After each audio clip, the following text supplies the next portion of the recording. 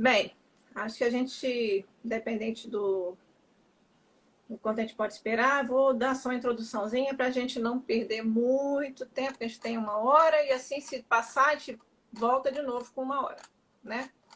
Então, Uhum. nossa live, né? Quero agradecer muito quem já está aqui com a gente pontualmente, né? Isso é muito bom para a gente, é muito importante ver o interesse de vocês, porque muitas vezes falar sobre esse assunto é um assunto que distancia muitas pessoas na realidade e atrai outras, né?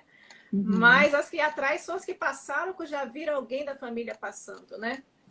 E para a gente é muito forte falar sobre depressão, né? É o mal do século, como foi dito já por vários, né, artigos e tudo, mas a gente precisa falar sobre isso. O que é a depressão, né? Se a gente for perguntar o que é depressão para você, a gente vai falar que é uma tristeza, né? É uma alteração de humor, mas a OMS ela declara que a depressão, por mais que pareça comum, ela é muito séria, porque ela pode ser incapacitante, né? Ela vai afetar o trabalho, vai afetar nas relações, vai afetar no organismo todo, tanto que ela traz dificuldade de memória, de concentração, e toda essa questão da própria doença, né? Que a depressão é uma doença, ela é classificada até no manual, né, de doenças psiquiátricas, e que é mundial. Então, ela é uma doença. Não adianta falar que é falta de fé, que é pecado, que é qualquer outra coisa que as pessoas costumam colocar, né? Um título a esse, para não para dizer sobre depressão. Na realidade, ela é uma doença. E ela é uma doença que, se nós formos olhar, ela tem uma combinação genética também. Se tiver casos na família, a probabilidade é muito maior, né? E também ela pode ser biológica, né? Devido a uma doença como hipotiroidismo, Parkinson, AVC. E também pode ser de usos de alguma, como eu posso dizer assim, de drogas, álcool. Tudo isso pode levar também à depressão, né? Porém, a depressão tem vários tipos. Tem por medicamentos, também que tem medicamentos que ocasionam a depressão. Então, se a gente for olhar, tem um montante. Mas vamos falar da estimativa hoje, o percentual, né? Hoje, se a gente for olhar, nós somos o segundo país que apresenta um alto índice de depressão. Somos 5,8% da população com depressão. Eu até deixei aqui guardados os dados, porque somos 12 milhões de pessoas no Brasil. Só no Brasil, 12 milhões de pessoas com depressão. A gente perde só para os Estados Unidos, que está em 5,9%. A escala mundial é de 4,4%. Ou seja, a gente ultrapassou, junto com os Estados Unidos, toda a expectativa dentro do campo mundial, né? Ainda, nos próximos 20 anos aproximadamente, vai ser considerada a principal doença, né, incapacitante, pode levar a várias complicações, acima do câncer e de problemas cardiovasculares, né? Isso é tudo que a OMS ela coloca. Então, atualmente, somos quase 150 milhões de pessoas afetadas com transtornos mentais e também com as decorrências dele. O que também eu não coloquei? Transtorno de alimentação e ansiedade pode levar à depressão também, tá? Então, por isso estou falando que tem vários tipos, a gente tá situado que não é só um tipo de depressão. Existem vários tipos. Tem também na mulher, né, após a gravidez, né, que nós vamos falar um pouquinho hoje sobre isso com a Isabela, que é o caso da nossa convidada de hoje especial, maravilhosa, que tem uma história forte e ao mesmo tempo linda. Ao mesmo tempo que vê morte, a gente hoje vê vida. Então, assim, é maravilhoso falar sobre isso. Deixa eu ver mais aqui. Vamos lá. Então, ela é uma doença biológica, principalmente neuroquímica. E uma das questões mais complexas é porque muitas vezes as pessoas preferem medicar logo, ao invés de procurar a origem, ao invés de tratar por outras formas de tratamento. Na Inglaterra, eles têm um protocolo. Se a depressão é leve, primeiro tem que passar pela terapia e atividade física. Não começa com medicamento. Por quê? Houve um aumento grandioso de uso de psicotrópicos, né? Medicações mesmo controladas. Houve um aumento assim, enorme. Então, infelizmente, hoje, a indústria farmacêutica né? Ela tem ganhado muito com isso. E as pessoas têm silenciado a dor e não resolvido o problema. Muitas vezes é a ansiedade. Quando a gente, preciso dormir, eu preciso estar calma, e a gente coloca a medicação para dentro. Mas a gente não trata a raiz.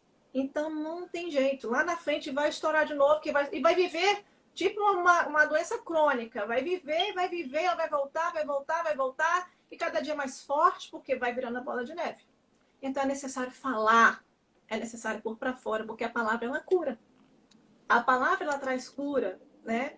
Falar sobre promove autoconhecimento, promove ajuste, promove renovação de mente. Então é necessário nós falarmos sim na terapia. E se caso mesmo necessário, não estou dizendo que a medicação não é importante, ela é importante. Ela faz parte do tratamento quando o tratamento necessita dela para fazer realmente chegar a uma solução. Então ela não pode ser negada. Eu tomei medicação no meu tratamento e não pude parar. Fiquei um bom tempo tratando. E por várias vezes eu tentei parar, vou falar igual os jovens hoje, né? Meu filho é adolescente. E deu ruim.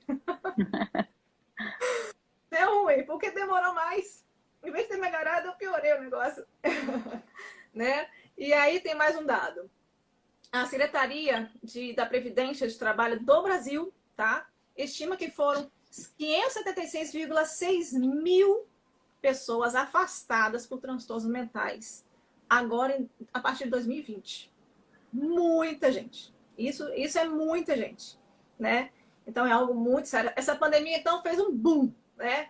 Ou seja, tudo que estava escondido apareceu, porque a gente ficou Big Brother, todo mundo preso dentro de casa. Quem já tinha transtorno de ansiedade, quem já tinha toque, quem já tinha complicações, tendeu a piorar, né? E é isso. Fá, fala um pouquinho você aí, Fá. Você é a parte técnica, né? Que nada é sem fundamento.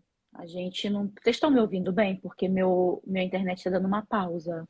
Eu tô... Tá ok, sem interrupção, então tudo bem. Que às vezes congela para mim.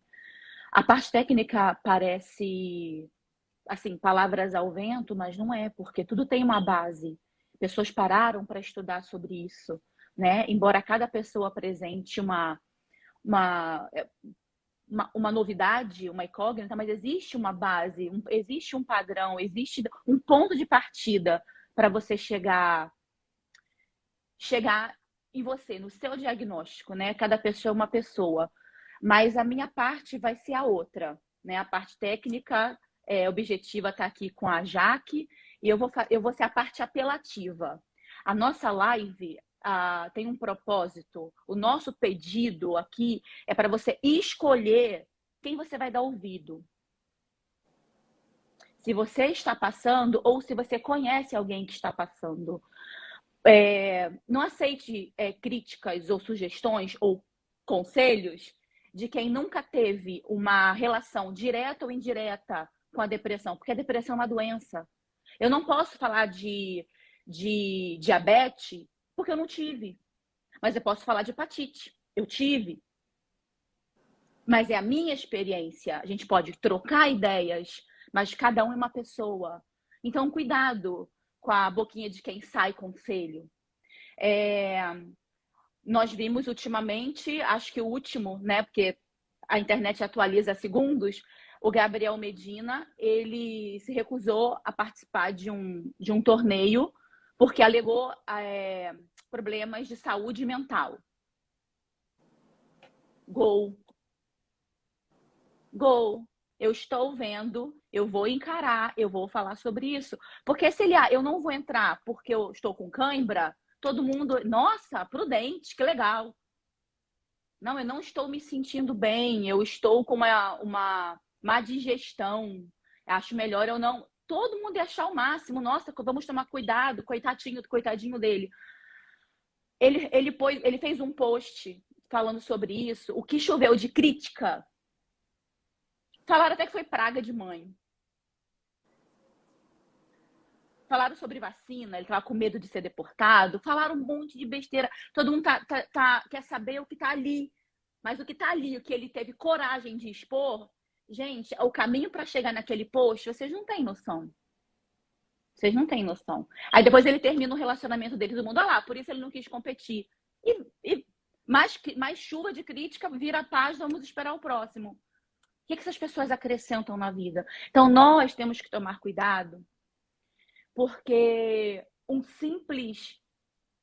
Primeiro já existe, a pessoa já sente um peso e tem vergonha. Ponto de partida. Segundo, preconceito. Todos têm. Quem sofre e quem não sofre de depressão. Um simples vai passar. Isso vai passar. Que sai da sua boca, pode entrar no ouvido de alguém que está doente como: ok, não preciso de ajuda. Não vou procurar um médico. Vai passar. E a gente pode estar ajudando a agravar um quadro que poderia ser facilmente revertido e talvez nem depressão fosse. Então, essa é a minha parte apelativa. Gente, por favor, quanto mais a gente sabe do assunto, é mais fácil ele ser dominado do que ele dominar a gente. Porque a gente vai ter uma entrevista agora, é muito melhor uma pessoa que passou e está aqui para contar do que qualquer outro tipo de experiência, como a Jaque já passou diretamente, a Isabela passou diretamente e eu passei indiretamente. Então, assim, aqui a gente vai fazer assim, uma união de informações e que vocês extraiam o máximo que vocês conseguirem dessas informações. Que essa live atinja quem precisa ser ajudado e quem precisa ajudar. Por isso ela vai ficar gravada para que a gente possa ter ferramentas no futuro, caso seja necessário. Ok, vamos chamar então a Isabela? Bora. Bela! Vamos lá.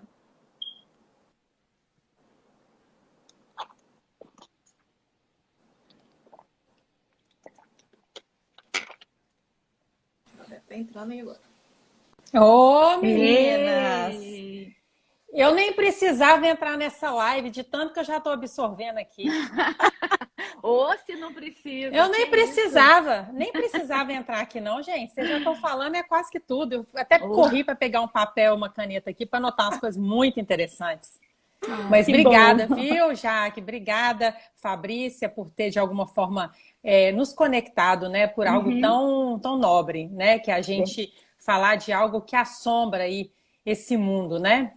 E como voz mesmo de quem passou e está aqui para, de alguma forma, compartilhar. Estou aqui à disposição de vocês. Tá, fica à vontade. Bora. A entrevistadora vai ser Fabrícia, olha que chique. Todo mundo, que isso. Oh, coisa boa, meu Deus. Isabela, você passou Sim. por um quadro de depressão. E um quadro de depressão peculiar, que é bem desconhecido, por ser ele atinge especificamente mulheres, porque o seu caso foi uma depressão pós-parto. Mas eu quero que você descreva, primeiro, tecnicamente, mas sob as suas palavras, sob a sua experiência, o que é a depressão pós-parto? Porque existem mulheres também que não sabem, né? Não é um privilégio só dos homens não saber. Infelizmente, mulheres não sabem. Que é uma mulher, ou uma mulher que ainda é mãe, vê uma pessoa, uma mãe, inerte diante de um bebê recém-nascido, sem energia, sem vigor para fazer nada, instantaneamente, uma boa oportunidade de julgamento. Então, assim, eu gostaria que você explicasse, com a sua experiência, né, o que é a depressão pós-parto. Então, vamos lá. É interessante você falar, porque assim, eu estou aqui no papel de quem passou, né? Eu não estou no papel de médica, eu não estou no papel nem de psiquiatra, nem de terapeuta, e meu objetivo aqui não é nenhum substituir nunca um tratamento de alguém ou dar um conselho, não. Eu estou aqui no papel mesmo de quem, na verdade, foi obediente ao que Deus tem me colocado para fazer, né? Eu lembro que eu falei disso a primeira vez num culto de mulheres, numa das igrejas que eu fiz parte, e era para falar sobre felicidade. Foi um tema que foi colocado no coração da pastora, né? E ela me ligou e falou: Deus falou que é você. Eu falei, mas eu estava num processo de cura. E me preparando para ser a preletora desta noite, que foi algo que eu me senti muito honrada, Deus falou, você vai contar que você passou por uma depressão. Eu falei, imagina, de jeito nenhum. Ali vão ter quase que 200 pessoas, 2 pessoas da plateia sabem que eu passei por isso. E as 198, como que eu vou encará-las, né? Pessoas que já me conheciam, que a gente tem muita vergonha, mas naquela noite Deus tirou a minha vergonha. E ele falou, é para falar, e me deu uma estratégia de abordar pela primeira vez esse tema. Então, o que eu ouvi? Só para pegar gancho no que a Fabrícia colocou aqui, o que é a depressão pós-parto, mas trazendo o que eu ouvi a partir do resolver falar, eu ouvi coisas do tipo, você não acha que você está se expondo demais? Você não precisa disso, para quê? Você tem que falar de outras coisas, tem que falar da sua marca de acessórios. Eu estou até anotando as coisas. Você tem que falar dos seus projetos. Você não tem que falar da depressão. Eu falo, mas é aí que está o ponto. Isso é algo que eu busquei na internet, no YouTube, depressão pós-parto, testemunho de depressão pós-parto, quando eu entendi que eu estava passando por isso. E eu não encontrei. Eu não encontrei mulheres que abordavam esse tema de uma forma clara. Então, no meu caso, né, especificamente falando de mim, a depressão pós-parto foi a consequência de ações desordenadas na minha vida, tá? E veio a culminar num nível de estresse e de exigência, inclusive física, que é depois de ter um filho, veio, na verdade, a gota d'água foi o nascimento do meu filho, que também foi para UTI, e foi um processo também bem complicado para mim, né? Aguardar ele sair da maternidade quase uma semana depois de mim. E na minha primeira maternidade, gente, vocês me interrompem a hora que for necessário, tá? Que eu vou responder de forma mais curta. Isso, Mas na minha primeira maternidade, eu vivi algo que eles chamam de baby blue, tá? Que corresponde a uma parcela muito grande de mulheres que sentem, né, depois do nascimento de um filho, essa tristeza, esse momento muito de choro, que isso é normal. Então, eu já tinha vivenciado esse sentimento que acompanha por uma semana, 2 semanas as mulheres, que é normal, o excesso, o cansaço. Só que eu comecei a perceber que no caso do Nicolas tinha algo diferente. Um cansaço, um vazio, uma tristeza, um incômodo. E aí vem a cobrança do tipo assim, Isabela, você tem que estar realizada. Você está realizando o sonho novamente de ser mãe. Como assim? Aí vem uma cobrança que piora a situação. Que assim, é uma culpa e um sentimento tipo assim, eu não posso falar com ninguém que eu estou passando por isso. Porque senão o povo vai entender, a facinha tá doida, acabou de ter um filho saudável, tá com uma família linda.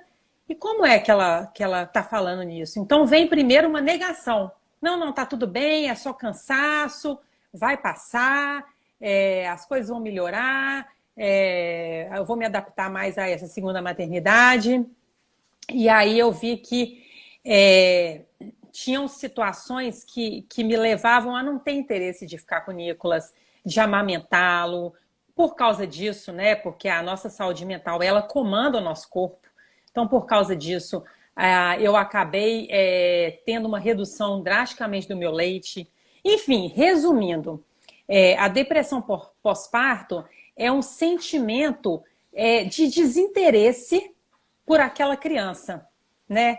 E a gente acha que é propaganda de Doriana, né? Amamentação, aquela coisa assim. E, na verdade, eu não vivenciei isso. Para muitas mulheres podem ser, mas para mim não foi.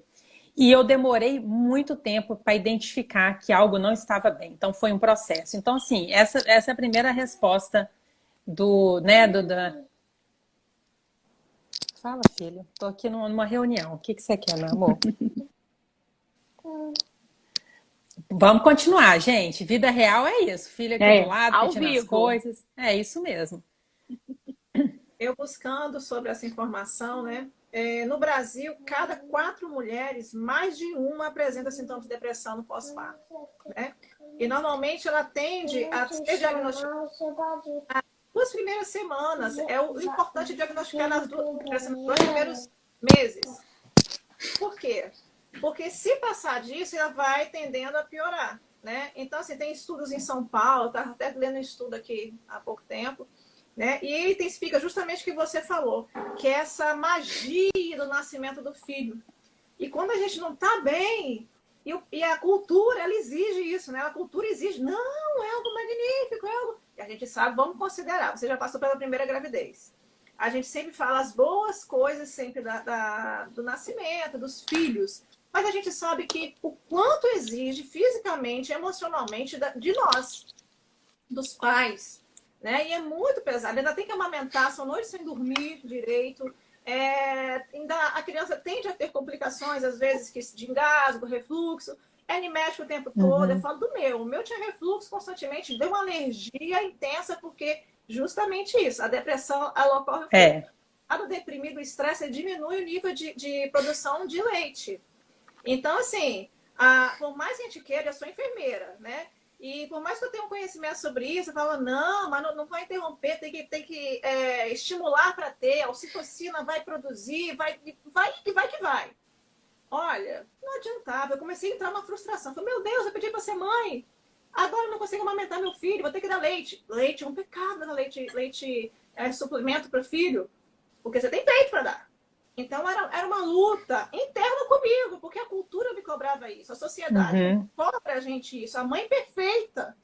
Mas a gente não consegue nunca dizer ou aparentar algo diferente, porque senão a gente fica para os olhos dos outros o julgamento.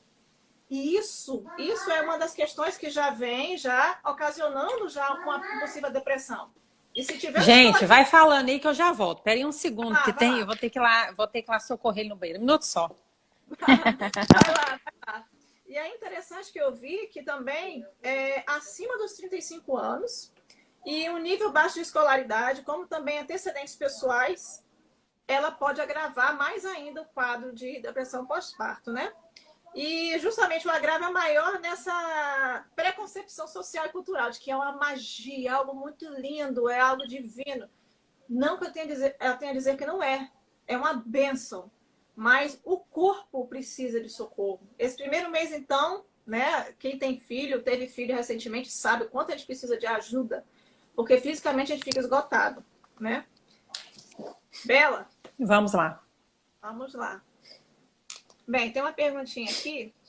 Uma das causas da depressão é a predisposição, né? Genética, o estilo de vida, a qualidade do sono, tudo isso influencia, né? E no seu caso, tem alguém na família com algum quadro de transtorno emocional? Sim, a gente tem alguns casos e eu acho que isso também pode ser uma contribuição, né? Porque em algum momento o gatilho ali pode ser, né? Que é uma linguagem, inclusive, que os médicos usam muito, né? Qual foi o gatilho, né? Qual foi o início? O que desenvolveu?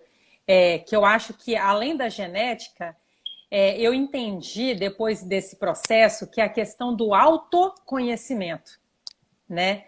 Então, eu acho que a genética realmente ela traz essa questão que é indiscutível, né? Indiscutível.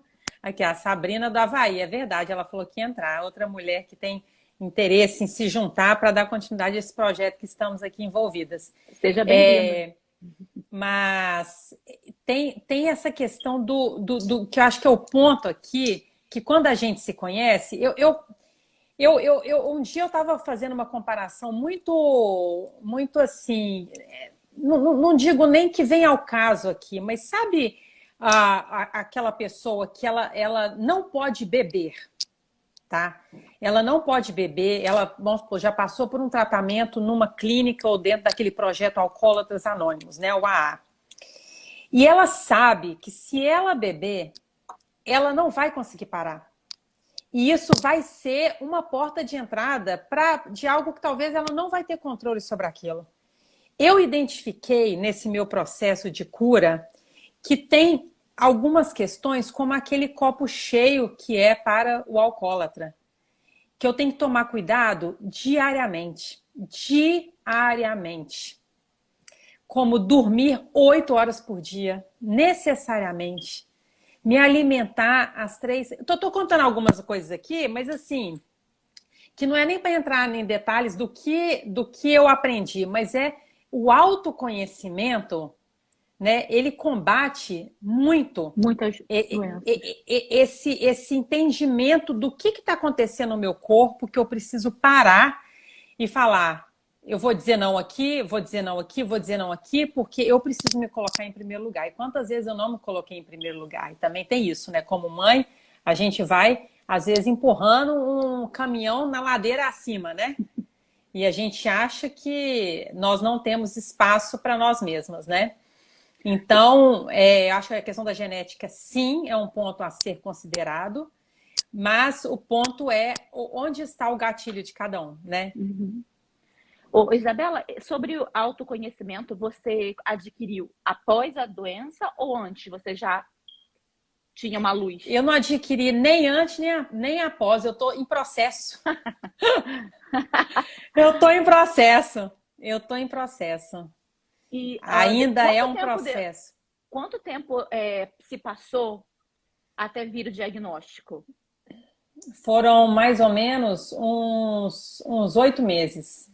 Uns 8 meses. E eu tive algumas situações que retardaram esse diagnóstico, tá? Uma delas foi a questão da instituição igreja. Não estou falando de pessoas, estou falando do que a gente, às vezes, vivencia dentro da igreja, ok? Querendo espiritualizar algumas coisas que não são para espiritualizar. E eu espiritualizei. Porque eu vivia esse momento no meu momento mais intenso dentro de um ministério de mulheres, na qual eu dava a palavra toda quinta-feira de manhã, né, num grupo de mulheres. E eu vivia intensamente um relacionamento com Deus de jejum, oração de madrugada, revelação, sonhos proféticos. Eu estava numa toada enlouquecida, mas de forma positiva, que quanto mais eu buscava a palavra, mais Deus me revelava, me trazia o que eu tinha que falar toda semana. E foi contraditório. Eu sei que a gente vai entrar nesse tema depois, nessa pergunta específica, mas é algo que também a gente vai falar, né? A gente vai falar aqui, né? Sobre isso. Então, beleza. Então, eu não vou me estender muito, não. Mas foi ótimo. Foi ótima a citação que você fez, como é pertinente, né? E também a questão alguns gatilhos são decorrentes de trauma, de conflitos de relações, marido, mulher, separação, né? Já tem uma genéticazinha ali, já tem uma coisinha ali para só falta desengatilhar. Então, algumas coisas que a gente fala assim, mas eu nunca pensei que iria acontecer comigo. Opa, sinto te dizer, você é humano. E o nosso DNA é perfeito 100%. Né? Agora, o nosso DNA com Deus é outro, mas aqui na Terra, sinto te isso mesmo. Que a gente vai passar por certas situações que a gente nunca vai querer aceitar. Mas a Tânia colocou, foi bom a Tânia ter colocado, o primeiro passo é a aceitação. Tânia é minha mãe, tá, gente? Tânia é minha mãe. Que gracinha. É a aceitação, você falou tudo. Na verdade, é tudo um processo, né? Nessa doença maligna, porque a primeira coisa é um processo para você identificar, para começar. A pessoa que está passando por isso, identificar. Gente, alguma coisa está estranha. Deixa eu me observar aqui, já é difícil identificar. Aí é um processo você compartilhar com alguém. Entendeu? Ou aceitar quando alguma pessoa chega para você e fala assim, você não está bem, você está com uma tristeza nos olhos. Não, aí você vem com a justificativa, é cansaço, é isso, é falta de dinheiro, é isso, né? E depois receber o diagnóstico. Gente, então eu vou contar aqui em 2 minutos como que eu recebi o diagnóstico. Eu achei que eu estava com alguma questão assim, falta de ferro, alguma coisa. Fui aqui no Urgent Care, no meu não foi nem no Urgent Care, no Primary Doctor, eu pedi um tanto de exame.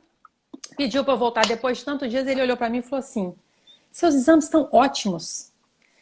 Estão ótimos, mas você está me relatando coisas que são mais conectadas à depressão. Eu falei, ficou doido esse homem. Tá bom, doutor, então tá. Mais alguma coisa para dizer? Ali eu já neguei, eu não acreditei. Eu falei, imagina, doutor, como que estaria aqui bem arrumada, como eu estou aqui neste momento, conversando com o senhor se eu tivesse em depressão? Olha o pré-conceito de quem acha que tem que estar escornada na cama, né? Que é de pouquinho em pouquinho, né? É. Aí eu falei, gente, esse homem tá doido, pirou, confundiu tudo. E vim embora pra minha casa. Só que o negócio foi piorando. Entendeu? Não tinha nada físico comigo, nada. E ele ali já identificou como médico algo, já acendeu uma luz, mas eu ali não falei, gente, não, imagina, de jeito nenhum. Então, eu recebi um diagnóstico que eu não deixei o médico nem se aprofundar, porque ali eu já neguei o que eu estava passando. Né? Falei assim, não, imagina, eu tô ótima. Uma pessoa em depressão não tá assim ótima como eu, ótima, né? Ótima aos meus olhos, né? Mas eu tava passando por um processo terrível. Então, isso já começou, o meu diagnóstico foi dessa forma, já negar esse primeiro. Tá, quanto tempo demorou para você aceitar o que o diagnóstico? Então, 8 meses foi 7 meses aconteceu esses exames, tá? Uhum. Aí passou mais um mês. Nesse passou mais um mês, um dia eu já estava muito mal e eu falei com o Ivan, precisa contratar alguém para me ajudar com o Nicolas. A gente conseguiu uma colombiana que viesse todas as manhãs aqui. E numa das vezes que ela veio, que eu estava muito mal, eu fui pro banheiro, apaguei a luz, fiquei em posição de feto e eu queria ficar ali para sempre. Naquela cena que eu me vi ali na posição de feto, no silêncio, com a luz apagada, eu tive uma consciência de que aquilo ali não estava normal. Eu falei, isso não está normal, não. Eu querer ficar aqui no banheiro escuro, meu filho está lá com a pessoa que está cuidando. Você acha que é normal isso, Isabela, você está passando? E aí, nesse dia, eu liguei para minha mãe e eu falei, mãe, onde você está? Aí minha mãe mora aqui também na Flórida, mas ela mora em Deerfield Beach. Ela falou assim, filha, eu tô aqui na casa do seu irmão, que era aqui perto da minha casa. Aí eu falei assim, espera aí que eu tô chegando. Gente, eu não lembro, tá? Como que eu saí de casa. Se eu falei com a Joana colombiana, que era para ela ficar com o Nicolas, se eu peguei a bolsa, se eu fui descalça, se eu fui de pijama, eu não lembro absolutamente de nada. Eu só lembro dessa ligação, aí bloqueou, e aí eu lembro eu entrando na casa do meu irmão, passando pela minha mãe, sentando no sofá e falando assim, mãe, eu preciso de ajuda. Uau. Isso foi o momento que eu falei assim, não dá mais para negar algo que realmente tá latente. Eu sentei no sofá e falei, mãe, eu preciso de ajuda. Eu não conseguia falar mais nada. E fiquei lá parada. Porque a gente passa a não ter muita reação das coisas. Fica uma coisa meio assim... É um sentimento câmera lenta? Em câmera lenta, você não consegue nem demonstrar nada. Você fala assim, mãe, eu preciso de ajuda. E fiquei quieta. Ela falou assim, minha filha, vamos ligar para um médico meu de confiança no Brasil, em Belo Horizonte, vamos conversar com ele. Dito e feito. Quando eu conversei com ele, e eu tive nesse episódio, Fá, do 7º para o 8º mês, a perda de uma amiga minha, né, no parto, na qual eu fui ali um pouco responsável por aquela situação e vivenciei, não pela morte dela, mas eu estava ali acompanhando e cobrindo ela de amor, de carinho pela família, tá no Brasil. Então, quando eu contei rapidamente para ele o que eu estava sentindo, eu ainda falei assim, e doutor, eu acabei de perder uma amiga no parto. Ele parou e falou assim, pode parar. Para. Não tinha falar mais nada. Você está com depressão. Aí, nessa hora, eu falei assim, e eu vou ter que aceitar. Isabela, aceita. E aí eu falei, quais são os próximos passos? Ele falou assim, te medicar. Eu falei assim, tem esse remédio para eu tomar agora? Ele falou, não é assim. Aí que bateu o desespero. Que eu falei, como assim? Ok, diagnosticou, então eu preciso tomar um remédio agora. Tipo assim, dor de cabeça, preciso tomar um remédio para dor de cabeça para passar. Mas não é assim. É aí que vem uma outra etapa muito complicada do processo. Muito complicada. A próxima pergunta. Pode continuar. Como é que foi o tratamento? Aí eu te falo que foi a pior parte. Porque é o seguinte, ok, aceitei, então beleza. Aceitei, entendi, não sei muito o que é essa doença, mas eu vou ter que aceitar, mesmo meu marido do meu lado respeitando, mas não compreendendo, mas beleza, né? Vamos aceitar. E aí precisamos, né? Precisei buscar um médico aqui para pegar a medicação. E aí eu tomei a primeira semana, nada aconteceu. Só reação ruim. Não conseguindo dormir à noite, taquicardia, enjoo, todos como chama? As reações, né? Como chama? Esqueci o nome. As contraindicações, reações adversas. As contraindicações eu tive. Passou a segunda semana, nada aconteceu. Passou a terceira semana, nada aconteceu. Eu falei, gente, esse remédio tá errado. Tá errado, eu tô tomando água, não é possível. Passou a quarta semana, nada aconteceu. Aí eu entrei em desespero. Eu falei, gente de Deus, como assim? Eu tô tomando esse remédio há 4 semanas. O médico falou assim, calma, que agora que vai começar a fazer efeito. E aí entrou, aí eu sei, mas nessa hora você já tá assim, nessa hora, dessa primeira para a quarta semana, eu me entreguei. Eu falei, tô com depressão mesmo, o remédio não tá fazendo efeito, então agora é o seguinte, não quer viver mais não, quer ficar aqui deitadinha, quietinha no meu canto. E aí nesse processo, minha mãe esteve muito comigo aqui na minha casa, porque meu marido precisando trabalhar, os meninos na escola, né? Nicolas sendo atendido aqui por essa pessoa que me ajudou. E eu lembro que nesse momento eu emagreci 7 quilos assim, ó. Emagreci muito. Questão de dias eu emagreci 7 quilos, eu não estava comendo absolutamente nada. Comia 3 pedaços de banana por dia, eu conto isso sempre, porque era o que eu conseguia comer. E eu falei, agora também eu só vou levantar dessa cama quando esse remédio começar a fazer efeito, porque não tem o que fazer. Agora eu vou esperar, cruzar os braços e esperar. Então, é muito difícil. E aí eu conheci muitas pessoas que tiveram entes queridos que, né, decidiram por tirar, né, sua própria vida nesse momento, que é o momento que o tratamento vem. Eu conheci um senhor que falou comigo, minha filha tirou sua própria vida, ela tinha 21 anos, numa das palestras que eu dei, ele chegou até mim muito emocionado, e ele falou, ela já tinha passado por um quadro, já tinha melhorado, já tinha saído dos remédios, já tinha encontrado uma vida equilibrada, mas ela teve uma recaída. E aí eu tive essa recaída no passado, que foi o burnout que eu tive. E foi pior do que a depressão pós-parto. Estou confessando para vocês aqui, foi pior, porque eu sabia o buraco negro que eu já tinha entrado. E eu precisava lutar muito mais para sair desse buraco, porque se eu cair de novo eu não ia aguentar. Eu não ia aguentar. Aí eu falei, meu Deus, eu não sei se eu aguento passar de novo, se isso virar um novo quadro. Porque o que eu tive foi um burnout, que foi uma coisa totalmente diferente do que a depressão pós-parto. Completamente diferente. Outros sintomas, outras reações, outro tudo. Mas precisei ter uma situação de cautela tão importante quanto aquilo que eu já tinha vivido, porque quando o pai dessa menina falou, minha filha, quando teve uma nova recaída, foi nessa hora que ela tirou sua própria vida. E eu lembrei muito dele quando eu tive o burnout ano passado. Porque realmente foi algo que eu falei, meu Deus, agora eu não posso dar essa oportunidade nenhuma. E eu falei, esse remédio tem que... Aí a médica passou uma prescrição de um outro tratamento, eu falei, isso tem que fazer efeito, rápido.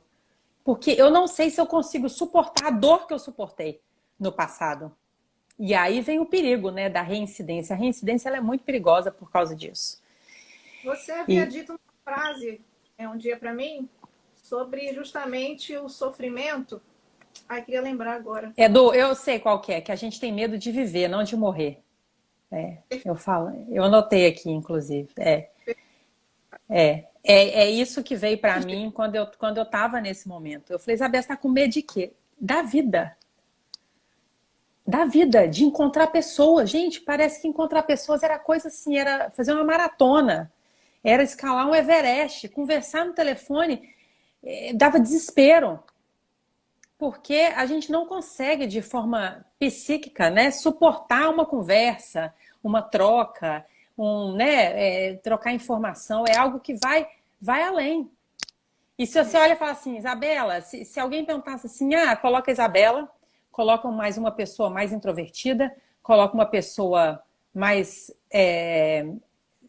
talvez um meio termo, e coloca, vamos supor, se tivesse colocar 4 pessoas assim, perguntar assim, qual dessas pessoas você acha que passou por uma depressão? Nunca iam falar de mim. Eu já cheguei, eu vi que eu não tinha cara de depressiva. Eu falei, tem cara. Por causa disso, a pessoa acha que a depressão a gente consegue fingir isso que é pior. Isso que é pior. Eu me lembro quantas vezes eu fui em aniversário, eu fui em eventos que eu estava destruída por dentro. Destruída. De eu entrar e falar assim, eu não suporto ficar nesse lugar, mas eu precisava estar ali. Por uma questão de compromisso, né? E aí você vai falar com a pessoa e fala assim, olha, eu tô num buraco negro. A pessoa fala assim, mentira. Por isso que...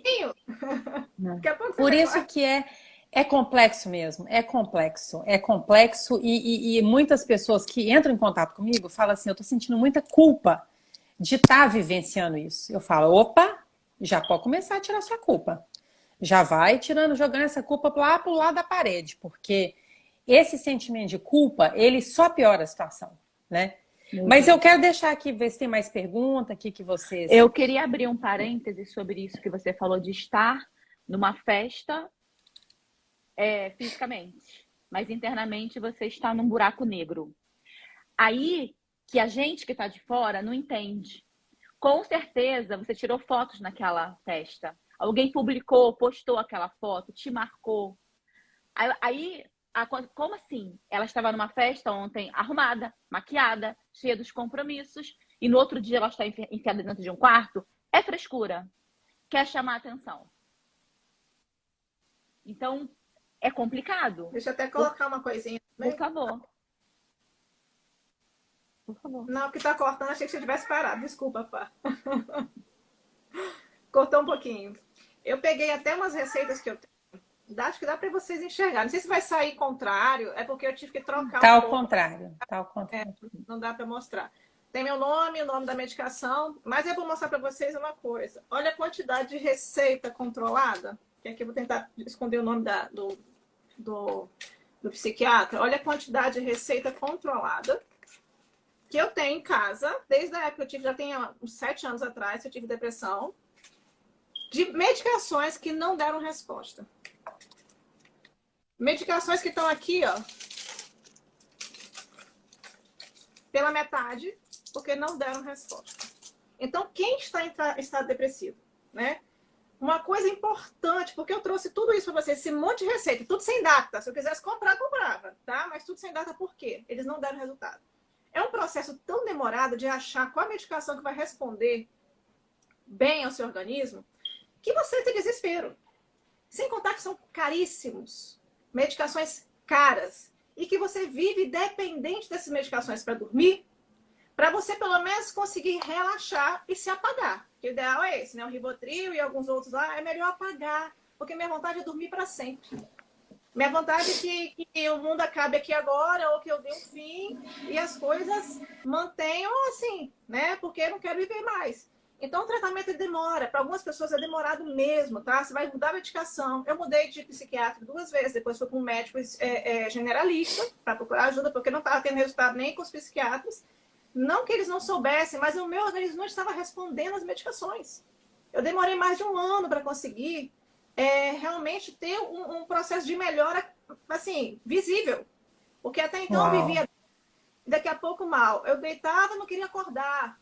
Eu queria ficar ali, não comia, não bebia. E chegou um certo momento que eu falei assim, é melhor eu economizar na comida. Por quê? Eu poupo meu marido, eu gasto tanto com essas medicações que é melhor economizar na comida. Porque eu já não tinha fome. Então era mais fácil ficar sem comer. Eu parei de comer. Era mais fácil dormir, porque eu era um problema, eu era um peso. Uma pessoa que não reage, uma pessoa que tem um filho pequeno, que eu também estava com um filho pequeno, leva muito a parecer teu quadro. Porque meu filho, quando fez 1 ano e 2 meses, minha sogra veio falecer com 1 ano e 3 meses dele. E ali foi um baque para mim. Então, já desenvolveu muito próximo antes de 1 ano e 6 meses, né? Tem artigo científico que diz que pode desenvolver pós-parto, né? Uma evidência até 18 meses depois. Mas existem vários outros estudos que são divergentes. Mas tudo bem, o que eu queria marcar aqui era isso. Não desiste de você. Se o tratamento não está dando certo, não importa o tempo, uma hora ele vai dar. Tem que testar, tem que testar. Eu fiquei muito tempo testando, gastei muito dinheiro testando, muita medicação testando. E aqui tá tudo aqui, ó. Tudo assinado sem dar. O que eu ia continuar falando do gancho da Isabela era exatamente isso, Eu te peço que você nunca jogue fora isso, para você mostrar que isso é verdade, porque tem gente que acredita de várias formas. Você dá um testemunho e a pessoa acredita. Mas às vezes você mostrar, assim, fica calmo, deu certo comigo, vai dar certo com você. Porque essa questão de acertar também a dosagem é importante. No caso do meu marido, não deu tempo de acertar a dosagem. Quando ele, na semana que ele aumentou a dosagem, ele tirou a própria vida. Então, tem muitas reações, a gente tem que tomar cuidado. Então, o que acontece? Essa questão de você ter paciência, a gente vai pedir para quem está ajudando alguém deprimido, porque a gente não pode contar com a pessoa em questão, porque naquele momento ela não pode fazer nada por ela mesma. Ela precisa muito de ajuda, e tem que ser a ajuda certa. E eu recebi hoje um comentário no meu direct a respeito disso, de uma pessoa que está passando por isso, que ela toma medicamentos há muito tempo e ela tem altos e baixos. E eu falei, continua, porque acertar a dosagem é o X da questão. Acertou a dosagem, vai fazer uma continuidade até não precisar. Mas tem que ficar de olho, porque assim como a Isabela teve uma recaída, porque pior que a doença é a recaída. Isso é muito sério. Quando você falou isso, né, que a gente conversou, acertando os detalhes, eu fiquei chocada. Eu não chorei por fora, porque eu não sabia a sua reação, mas eu chorei por dentro, porque o meu marido começou com burnout, né? Então, assim, eu falei, gente, a pessoa já teve depressão, acredita em Deus, tá aqui linda, saudável, bela, e teve uma recaída. Oi? Eu não esperava, foi um susto para mim. Então, a gente tem que ficar com as antenas ligadas e ter paciência. E entrar no tratamento com a cara e com a coragem de poucos e ir até o final. Porque nós temos dois exemplos aqui de resultado, graças a Deus. E entender a raiz é a coisa mais importante, porque a minha recaída foi, de novo, excesso. Quer dizer, eu estava repetindo, mesmo tendo aprendido, porque eu já estava sem medicação, já tinha parado, já tinha desmamado, já tinha feito o processo de 1 ano desmamado, eu já estava bem. Mas aí o que acontece? Estou bem, aí pega um dia, fica trabalhando até 1 hora da manhã no computador, aí já começa a inventar outros projetos, aí começa a dizer sim para várias coisas. Por exemplo, eu disse sim para essa live hoje pela importância do tema, mas eu tenho dito não para muita coisa. Isabela, eu queria que você fizesse parte de um projeto, olha, infelizmente, meu momento hoje eu não consigo te dedicar. Isabela, eu queria muito que você tivesse, abrisse. Isabela, eu queria que você recebesse um convite de estar em Orlando de novo. Eu fiz um bate-volta para Orlando agora, recentemente, para um projeto maravilhoso, mas não repetiria isso. Porque me tirou do prumo. Eu fiquei esgotada. Eu saí 1 hora da tarde do local que eu estava fazendo um projeto, viajei 4 horas, dirigi 3 horas e meia, cheguei, passei no hotel, tive 30 minutos para trocar de roupa, menos de 30 minutos, fui para o evento. Cheguei no evento, teve também um momento do palco, que eu teve uma fala minha, recebeu o livro e tal. Acordei 6 horas da manhã, peguei o carro, voltei e fui direto para o local que eu tinha que entregar o projeto à tarde. Ou seja, eu fiz isso honrando a mulher que está envolvida, eu já tinha me comprometido, foi maravilhoso, não me arrependo. Mas essa semana eu recebi uma ligação de uma outra pessoa, Isabela, quero fazer um evento no Dia da Mulher, dia 8 de março. Você pode vir? Não. Desculpa, eu não posso, porque eu sei o tanto que foi sacrificante para mim ir e voltar no dia seguinte, nessa loucura, né? Participar de um evento e voltar. Então, o burnout foi a consequência de eu achar que eu estava curada e falar assim, nada, sou infalível de novo, tá tudo bem, vamos acelerar de novo. Gente, não dá para acelerar de novo. Entendeu? Então, assim, eu caí no meu próprio erro. Quer dizer, eu voltei a repetir uma ação que eu já devia ter aprendido, mas é a tal do processo que eu te falei. Fax perguntou, você aprendeu antes ou depois? Não, eu estou em processo de aprendizado, porque eu sou muito intensa. A pessoa fala, Isabela, quero que você faça parte de um projeto. No final, eu já estou liderando o projeto, já estou envolvendo as pessoas, já estou fazendo reunião meia-noite, e o negócio vai, entendeu? Eu sou intensa em tudo que eu faço, eu não sei fazer nada sem excelência. É uma coisa minha, e eu estou escrevendo sobre isso. Minha mãe falava que é uma coisa minha. Eu pegava a cartolina e falava, se eu desenhar o gato, cachorro, eu com 9 anos de idade. Já delegava tarefa, já pegava ali. Então, essa característica de liderança, de eu cuido, eu abraço, deixa que eu resolvo, é muito características minhas. E eu tenho que tomar. Então, dizer não para mim é muito difícil. O que eu queria falar com essa mulher? Pode contar comigo, terça-feira em Orlando, opa, facinho. Mas eu não posso fazer isso por causa da minha saúde, em primeiro lugar. Então, eu estava recorrendo no mesmo erro e eu fui, de novo, um alerta. Falei, Isabela, sinal vermelho. Uhum. Se você não se cuidar, você vai cair de novo. Pera um minutinho só, filho. Peraí, gente, uma pausa aqui. Vou até comentar aqui, como é bom ouvir isso, né? E realmente, a realidade hoje é tender a ser mais rápida ainda, né? O mundo está acelerado e a nossa resposta ao mundo tem que estar no mesmo passo, né? Porque assim, você tem que saber de tudo, você tem que estar pronto, você tem que ser a mulher. Não estou colocando a mulher, mas existem homens aqui, tá? Tem que ser a mulher perfeita, a mãe perfeita, a esposa perfeita, a que trabalha. Cara, é muito nome para uma pessoa só. E sabe o que é? Não, pode falar, desculpa. É que deu um delay, eu achei que você tinha parado. O meu também acontece isso. E assim, a gente já é de se cobrar. A gente já se cobra. O que pesa mais na gente é esperar o que o outro vai achar da gente. Porque a gente não se compadece de nós mesmos. A gente busca entender o que o outro vai pensar. Mas se eu não fizer isso, vai achar que não deu importância. Se eu não responder agora, eu tô atolada de coisa. Se eu não responder agora, vai achar que eu ignorei. Gente, eu tive que aprender isso depois também da depressão. A desacelerar. Falei, cara, eu preciso compreender que os meus limites são os meus limites. É diferente do outro. Se o outro dá conta, eu não dou. E tá bom, tá tudo bem até aí. Eu respeito o meu e respeito o dele. Né? E a gente tem esse problema de olhar sempre o que o outro conseguiu. A comparação que mata, gente. O julgamento do que o outro pode dizer. A pensão do que o outro vai falar, da minha posição, do que eu não quero. Agora vai ficar triste comigo, vai ficar decepcionado comigo. É isso mesmo. Pode falar pra gente que não quer, mas a gente não pode falar pro outro.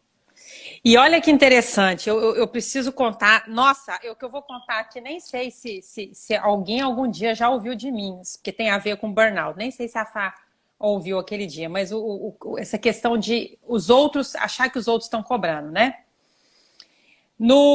Alguns meses do Real Women Stories, a terceira edição, eu estava muito em dúvida se eu faria o evento ou não, tá? Porque a segunda edição exigiu muito de mim. E foi um pouquinho antes do lockdown aqui em Miami. Exigiu muito de mim.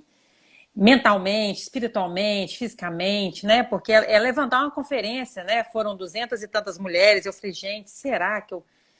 E aí eu comecei, Isabela, você precisa fazer a terceira edição. Ainda mais nesse momento.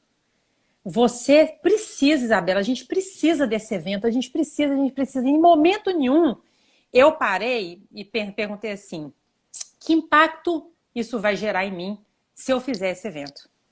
Ou seja, eu pensei assim, nossa, gente, se eu não fizer, eu vou ser taxada como aquela que não quer fazer, ou aquela que tá fazendo corpo mole. Olha a loucura de um ser humano, tá? Gente, tô sendo muito sincera, porque a vida é isso mesmo, a gente se compara. Aí eu falo, Sandy, hoje eu falo assim, Jesus, tira de mim esse sentimento, só o Senhor para tirar. Só por Deus a gente tem que pedir ajuda para isso mesmo, né? Porque é um sentimento humano, né? Ai, se eu não fizer o que vão pensar, tal... Falei, vou fazer. A louca aqui, em vez de fazer com 1, 2 palestrantes, resolveu fazer com 7 palestrantes. E trazer uma pessoa de fora da Flórida. Tá? E aí começou aquela loucura. O evento tomou uma proporção que eu não queria, eu não esperava. Entendeu? 500 mil pessoas querendo fazer parte, já tinha sold out, já... E eu não tinha mais como acomodar, não tinha como mais botar. E aí é que negócio... E aí... O meu burnout se deu 20 dias antes do evento. Eu tive um piripaque na praia que eu achei que eu fosse morrer. O que aconteceu? A médica que tentou me segurar até o evento, que a meta era a seguinte, preciso chegar no evento. Não, pior sentimento do mundo, eu preciso chegar naquele evento. E aí, depois do evento, eu falei assim, Bela, pra quê? Deixa eu só te interromper um pouquinho. Vai fazer 1 hora. Alguém que sabe, se passar de 1 hora, salva? Porque assim, senão eu vou ter que desligar pra gente voltar. A gente não pode Desliga e volta. É mais fácil. É mais Pessoal, garantido. Vamos fazer Desliga, salva e volta. Ou seja, A pessoal, gente vai você que está voltar. vendo aqui a primeira etapa, vai para a segunda. Se você está assistindo essa live agora, Essa não, parte- nossa, Não deixe de assistir a segunda parte, que também vai ficar salva. Vai ter coisa Essa mais confissão da interessante. Isabela é imperdível, hein? Sim, vou te ligar rapidinho então. Ok.